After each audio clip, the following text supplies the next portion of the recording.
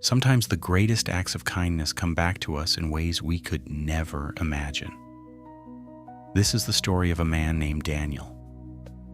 Daniel had always believed that life was about helping others whenever you could. He wasn't rich. He wasn't famous. He was simply the kind of person who couldn't ignore someone in need. One evening, while watching the local news, he saw the story of a young man named Michael. Michael was only 28 years old. His kidneys had failed, and doctors said he had very little time left unless a donor was found. His family pleaded for help. Days turned into weeks.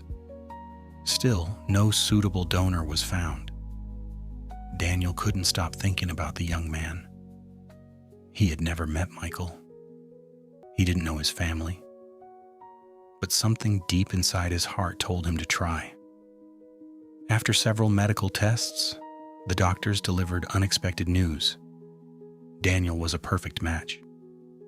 His friends thought he was making a terrible mistake. "You're risking your own health for someone you've never even met," they said.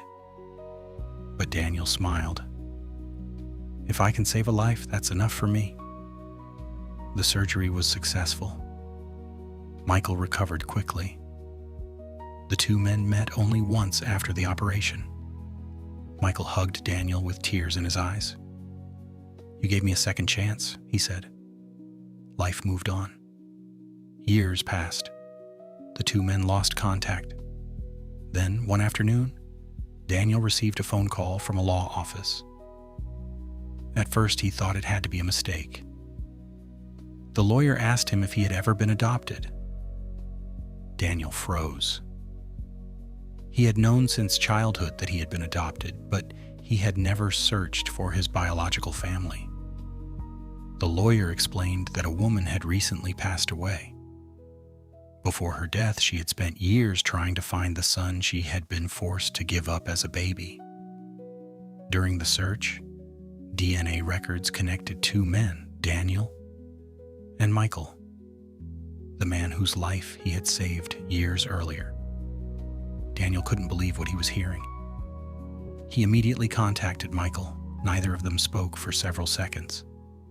Finally, Michael whispered, "Does that mean you're my brother?"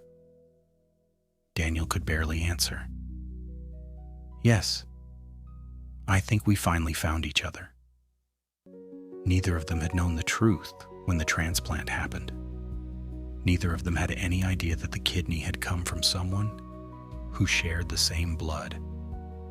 Weeks later, they met again. This time not as strangers, but as brothers. They spent hours looking through old photographs, reading documents, and learning about the family they had never known. Sometimes they laughed.